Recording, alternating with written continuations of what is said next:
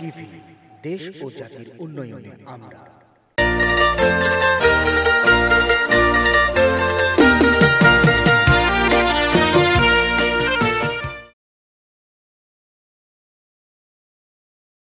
সুধী দর্শক শ্রোতা, সবাইকে আমার সশ্রদ্ধ সালাম। আমি আজ আবার দু চারটা কথা বলার জন্য সবার সামনে হাজির হয়েছি। আজকে আমি প্রথমে দুই তিনটে শিরোনামের কথা বলবো। আজকের পত্রিকার শিরোনামগুলা থেকে আজকে আমার এই কথাগুলো বলার একটা ইচ্ছা হলো। যেমন নয়া দিগন্তে আমি দেখলাম আজকের যে মাস্ক পরা সহ স্বাস্থ্যবিধি নিশ্চিন্তে ঢাকায় ভ্রাম্যমাণ আদালত বসছে, মন্ত্রিসভার বৈঠকে সিদ্ধান্ত। একই নিউজ আসছে আবার ইত্তেফাকে, মাস্ক পরা নিশ্চিত করতে শিগগির মোবাইল কোর্ট। পাশাপাশি এই একই নিউজ দুইটা পত্রিকা আরেকটা নিউজ আসছে, সেটা 12 দিনের রেকর্ড 9,000 কোটি টাকার ফরেন রেমিটেন্স। অর্থমন্ত্রী বলছেন বিরল ঘটনা। এবং এই চলতি অর্থ বছরে 2020-21 অর্থ বছরে জুলাই থেকে 15ই নভেম্বর পর্যন্ত মোট রেমিটেন্স আসছে 1,004 কোটি 16 লক্ষ ডলার, অর্থাৎ 10.041 বিলিয়ন মার্কিন ডলার। এই সবগুলা মোটামুটি সুসংবাদ। মাস্কের জন্য যদি মোবাইল কোর্ট আসে, সেটাও আমি সুসংবাদ বলবো এই কারণে যে এটা স্বাস্থ্য বিধির ভিতরে রেখে দেশের জনগোষ্ঠীর নিরাপত্তার স্বার্থে ভালো সংবাদ। পাশাপাশি আরও একটা নিউজ আসছে যেটার প্রতি কেউ নজর নেই বলছে পত্রিকা, সেটা প্রথম আলোতে আসছে। নজর নেই, কিশোর অপরাধ বাড়ছে। আরেকটা মারাত্মক সংবাদ হইল, সারা দেশে যত হাসপাতাল, ডায়াগনস্টিক সেন্টার এবং ক্লিনিক আছে তার 2/3 হাসপাতাল লাইসেন্সবিহীন। এই নিউজগুলো আমাকে খুব অ্যাট্রাক্ট করছে এবং সেক্ষেত্রে আমি দেখি কোন কোন বিষয়টায় কি বলতে পারি। তার ভিতরে আমি সর্বপ্রথমে যদি আনি এই মাস্কের বিষয়টা, আমি লক্ষ্য করে দেখলাম খুলনায়, বরিশালে, আরও বিভিন্ন কতগুলো জেলাতে অলরেডি প্রচুর পরিমাণে ফাইন বা জরিমানা করা হয়েছে এই মাস্ক পরে নাই সে কারণে। স্বাস্থ্যবিধির ক্ষেত্রে এই কঠোর হওয়াটা দ্বিমত হওয়ার কোনো কারণ নেই, কিন্তু আমার প্রশ্নটা হচ্ছে এই যে স্বাস্থ্যবিধি আমি মানব, কিন্তু এই যে করোনার যে 7টা মাস আমরা পার করলাম, 7-8 মাস পার করলাম, এতে যদি স্বাভাবিক দৃষ্টিকোণ থেকে দেখি তাইলে এই করোনার সময় এই দেশের এই সাধারণ মানুষগুলো যারা আজকে যাদের মাস্কের জন্য ফাইন, এরাও খুব সাধারণ মানুষ। এদের জন্য এই দেশ কি করেছে, এই রাষ্ট্রটা কি করেছে, আমার চোখে দৃশ্যমান কিছু নেই। আমি সিম্পলি যদি একটা জরিপ দেই তাইলে দেখা যায় এই দেশের মোট জনসংখ্যা 17 কোটি। 17 কোটি থেকে যদি আমি প্রতি 4 জনেরই একটা পরিবার ধরি, তাহলে 4,25,00,000 পরিবার আছে এবং পরিবারের কর্তা যদি বের হয় কাজের জন্যে, তাইলে 4,25,00,000 লোক প্রতিদিন কাজে বের হয়। এই 4,25,00,000 লোকের মধ্য থেকে আমার জানা মতে এবং আমার জরিপ মতে হার্ডলি 20% লোক তারা রেগুলার মাস্ক কিনতে পারে এবং ব্যবহার করতে পারে। তাতে সংখ্যা দাঁড়ায় মাত্র 85 লক্ষ মানুষ। 85 লক্ষ মানুষ। এই 85 লক্ষ মানুষ যদি বাদ দেই তাহলে 4,25,00,000-তে আসে 3,40,00,000 মানুষ। আমরা যে মাস্কটা এখন সাধারণ মাস্কটা 3 টাকা 4 টাকায় কিনি খুচরো, এই মাস্কই সারা দেশে ব্যবহার হয়। মাস্কের দুর্নীতিতে আমরা জানি, সুতরাং এই মাস্ক এটাই যথেষ্ট। সেক্ষেত্রে এই মাস্কগুলো যদি সরকার আমাদেরকে দিত তাহলে বোধহয় 2 টাকার বেশি পড়তো না। তো 3,40,00,000 লোকের 2 টাকা করে একটা মাস্ক যদি প্রতিদিন নিয়মিতভাবে দেওয়া হইতো, একটা করে হইল, তাহলে 210 দিনে আমাদের রাষ্ট্রের লাগতো 1400 থেকে 1450 কোটি টাকা। আবার আরও দুর্ভাগ্যজনক যে আমরা এই ঢাকা সিটির কথা প্রথমে বলি, যে ঢাকা সিটিতে 2 জন মেয়র আছেন, দক্ষিণ এবং উত্তর। আমাদের এই যে নিয়মিত আমরা টিভিতে দেখছি সাবান দিয়ে হাত ধোয়া এই করোনার কারণে, আমরা তো দেখি নাই যে ঢাকা সিটির দুইটা কর্পোরেশন 2,000, 4,000 পয়েন্টে একটু পানি আর সাবানের ব্যবস্থা করছে। গোটা দেশে তো এটা সিম্পল ব্যাপার, করা উচিত ছিল। রাষ্ট্র এটা করতে গেলে আমার হিসাবে আরও হয়তো 1500 কোটি টাকা লাগতো। তো এই 1500 কোটি আর 1500 কোটির মাস্ক মাত্র 3000 কোটি টাকা। যেই দেশে এই মহামারীর সময় একটা রাষ্ট্র যদি 17 কোটির একটা লোকের দেশের মানুষের জন্য 3000 কোটি টাকা যদি এইভাবে দৃশ্যমান হইতো আমাদের কাছে যে প্রতিটা মাস্ক ফ্রি, তাহলে কি হইতো? আমি যে কোনো দোকানে গিয়ে, ওষুধের দোকান, এই দোকানে গিয়ে, এটা করার পর যদি স্বাস্থ্যবিধির নামে ফাইন ইম্পোজ করা হয়, তাইলে আমার কাছে ভালো লাগতো যে তোমাদেরকে আমরা মাস্ক ফ্রি দিছি, তোমাদেরকে হাত ধোয়ার জন্য পানি সাবানের ব্যবস্থা করছি, তোমরা মাস্ক পরবা না কেন? জাতি কিন্তু, রাষ্ট্র কিন্তু এরকম কিছুই দেয় নাই, দৃশ্যমান কিছু রাষ্ট্র দেয় নাই, যেটা খুব বেদনাদায়ক। জাতির কাছ থেকে বা রাষ্ট্রের কাছ থেকে এটুকু আমাদের প্রত্যাশা ছিল। মাত্র 12 দিনে যেখানে আমি 9000 কোটি টাকার ফরেন রেমিটেন্স পাচ্ছি, এবং গত 6-7 মাসে যেখানে আমি প্রায় $10 বিলিয়ন প্লাস মার্কিন ডলার পাচ্ছি, তো সেক্ষেত্রে এই 17 কোটি লোকের জন্য এই 3000 কোটি টাকা কি রাষ্ট্র ব্যয় করতে পারতো না? আমরা কি শুধুই ভিকটিম? আজকে আপনি রাস্তায় নামবেন, মাস্ক পেলেন না, আপনার কি কল্পনা করে দেখছেন যে 17 কোটি লোকের মধ্যে হার্ডলি 50 থেকে 70 লক্ষ লোক এই দেশে সবগুলো সুবিধা পায়?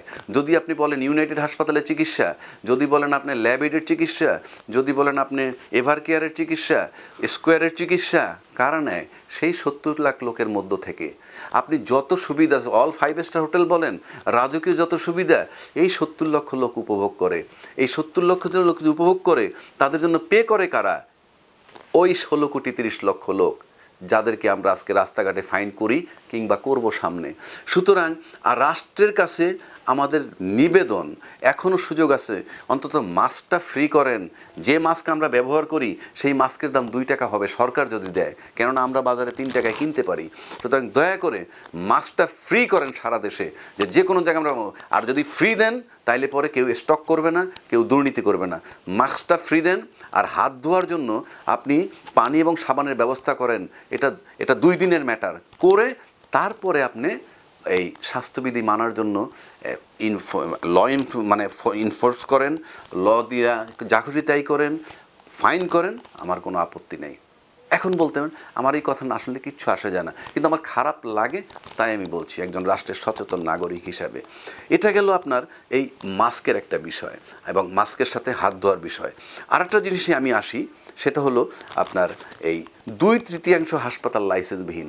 আপনার বর্তমানে বাংলাদেশে যেটা জরিপ আজকের পত্রিকায় আসছে, হাসপাতাল, ডায়াগনস্টিক সেন্টার এবং ক্লিনিক রয়েছে 17,244টি, যার মধ্যে 11,940টি অনুমোদন নেই।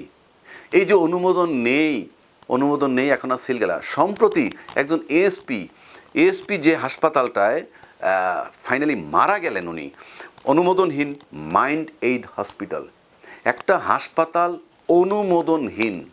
সেখানে একজন পুলিশের এএসপি গেল এবং পলকে উনি বোধহয় আধা ঘন্টা 40 মিনিটের ব্যবধানে ডেড বডি নিউজ নিয়ে আসলেন। দুঃখজনক, পুলিশ মারা গেছে, বৌমুখে মারা গেছে, সব মৃত্যুই বেদনাদায়ক। যদি এরকম এই অযৌক্তিক মৃত্যু, নির্মম মৃত্যু এবং ভিত্তিহীন মৃত্যু, কোনো কারণ ছাড়া মৃত্যু, সেই হাসপাতালটা ছিল অনুমোদনহীন।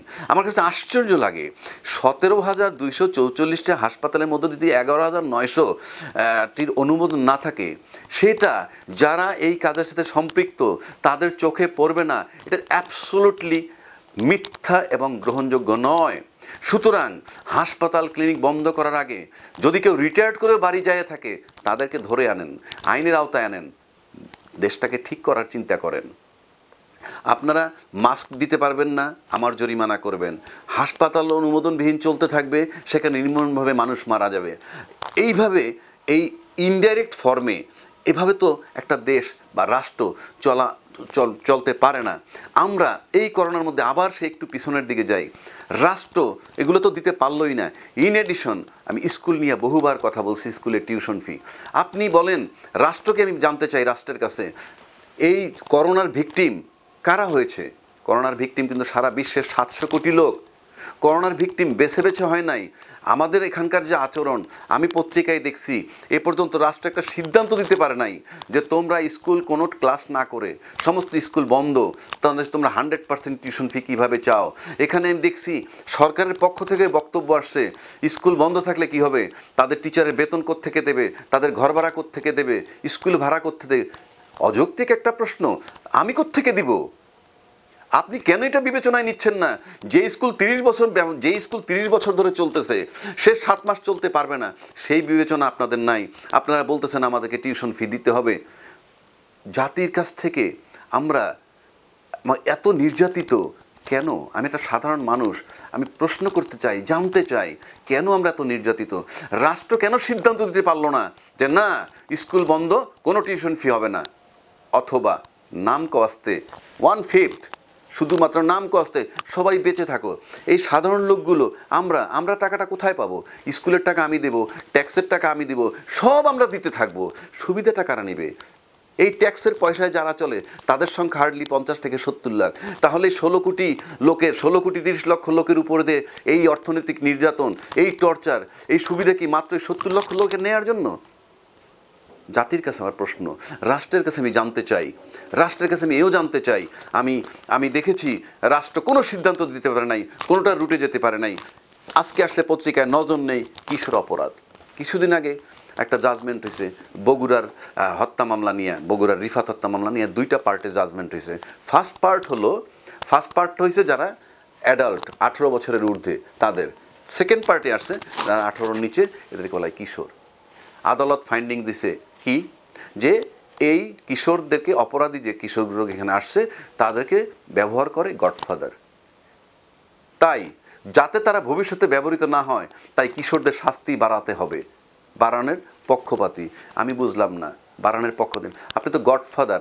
আদালতের নিয়ম কি? আদালত যখন একটা মামলা করতে গিয়ে দেখবেন যে অন্য অপরাধ সংগঠিত হইতেছে কিংবা এর নেপথ্যে কারা তাদেরকে পাওয়া যাচ্ছে, যেখানে গডফাদারের কথা আসছে, গডফাদারের কথা বলছেন না, আপনি কিশোর মানে তো ছাত্র, আপনি তো জেনারেশন ধ্বংস হয়ে যাবে। আপনি কি কল্পনা করছেন যে জেনারেশন ধ্বংস হয়ে যাবে?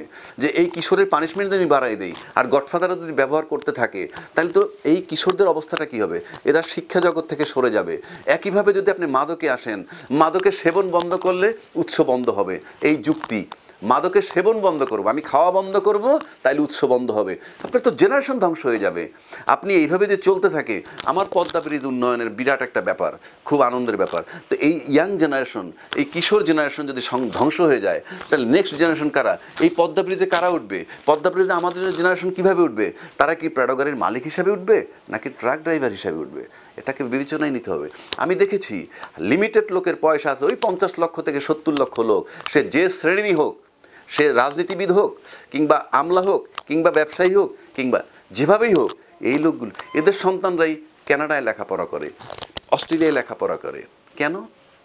দেশটা যারা চালাচ্ছে তারা সবাই ঢাকা ইউনিভার্সিটি পড়ছে, ওরা তো ঢাকা ইউনিভার্সিটির চান্স পায় না, সুযোগ পাই নাই, সেই মেধা নাই, কিন্তু টাকার জোরে ক্যানাডা পড়তেছে, ক্যানাডায় সেটেল হচ্ছে।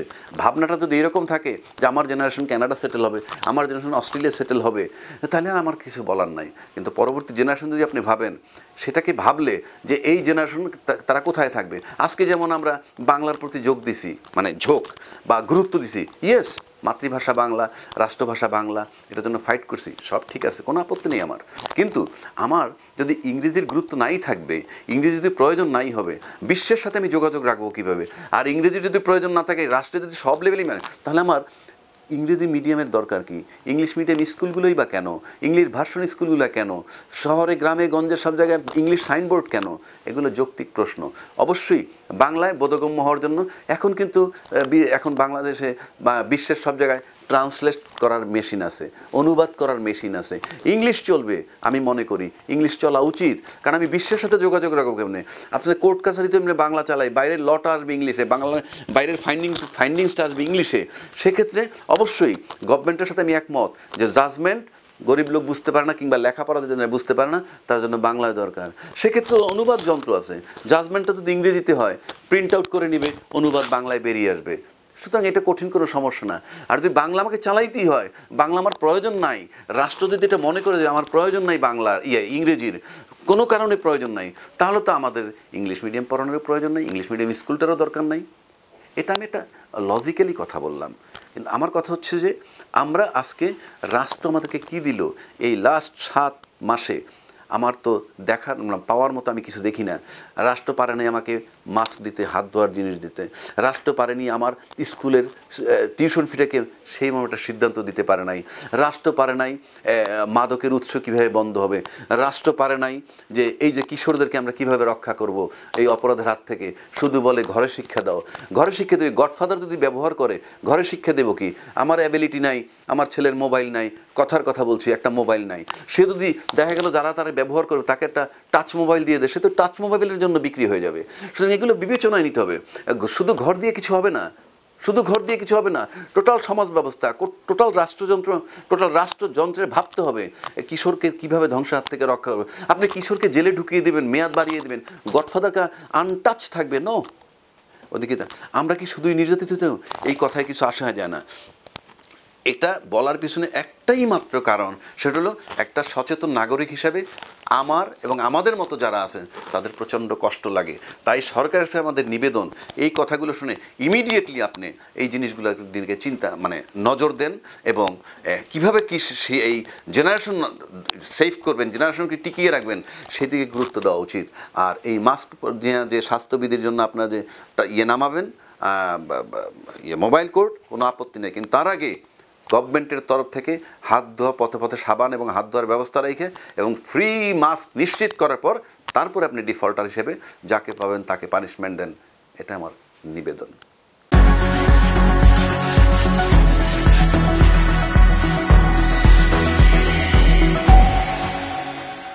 SITV, দেশ ও জাতির উন্নয়নে আমরা।